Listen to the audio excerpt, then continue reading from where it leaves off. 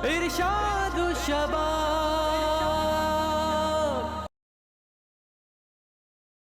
مدینہ میں آپ نے جو پہلا داعی اور مبلغ بھیجا ہے وہ کوئی بوڑھا شخص نہیں ہے، وہ ایک غیر شادی شدہ شخص سیدنا مصعب بن عمیر ہے، جن کی جوانی قابل رشک ہے، اور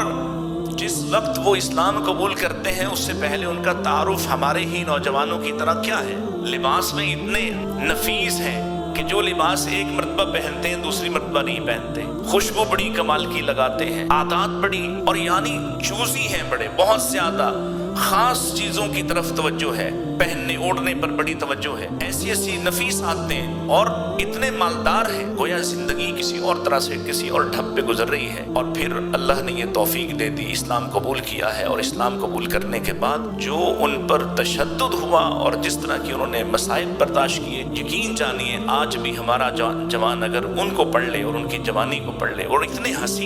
حسین اور نبی پاک علیہ السلام کے ساتھ ایسی قریبی مشابہت تھی کہ جب ان کو شہید کیا گیا ہے احد میں تو بنیادی طور پر دو باتوں سے کافر خوش ہوئے، اور جس پر انہوں نے اعلان کیا کہ ہم نے محمد صلی اللہ علیہ وسلم کو قتل کر دیا، شہید کر دیا ہے۔ ایک تو جس نے آپ پر وار کیا تھا تو آپ گر پڑے تھے، لیکن اس سے بڑی بات جو ہم سیرت نگاروں کو دیکھتے ہیں کہ کیا سبب ہوا کہ انہوں نے یہ اعلان کر دیا، جبکہ رسول اللہ زخمی حالت میں کھڑے رہے، لڑتے رہے اور آپ کا لوگ دفاع بھی کرتے رہے، تو یہ خبر پھیلی کیسے؟ اس لیے کہ لوگ خود بھی دھوکہ کھا گئے مصعب بن عمیر رضی اللہ تعالیٰ عنہ کے گرے ہونے سے، ان کے شہید ہونے کے، ان کی مشابہت نبی پاک کے ساتھ اتنی زیادہ تھی کہ یہ ان کا جھوٹ بھی چل گیا کہ ہم نے نبی پاک کو شہید کر دیا ہے، اتنے حسین تھے، لیکن انہوں نے جس طرح سے، جس تندہی سے اور جس اخلاص سے اپنی اس جوانی کی اور جوانی کی صلاحیت کو جیسے استعمال کیا ہے کہ مدینہ کے اندر صرف 1 سال انہوں نے گزارا ہے، اور 1 سال بعد اللہ کے رسول صلی اللہ علیہ وسلم مدینہ تشریف لے جاتے ہیں،